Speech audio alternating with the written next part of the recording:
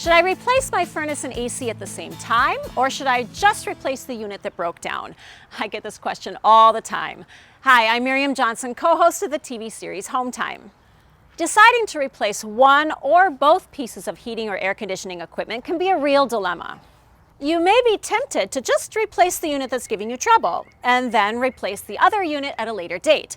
However, there may be advantages to replacing both at the same time. For example, if your air conditioner has broken down but your furnace is still working fine, you may think that it's new enough to maybe last a few more years.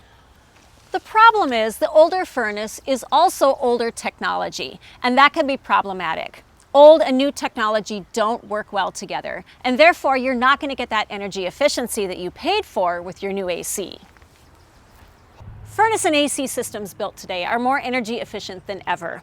In fact, today's technology can save you 20% on energy bills compared to a system built just 10 years ago. If you replace just one piece of equipment and you mix these technologies, then energy efficiency and comfort is lower on both units and their lifespan decreases. Of course, there are exceptions to every rule. The one that's still working may be a good match for the one you need to replace. The best way to know is to seek advice from a professional. They'll give you plenty of options.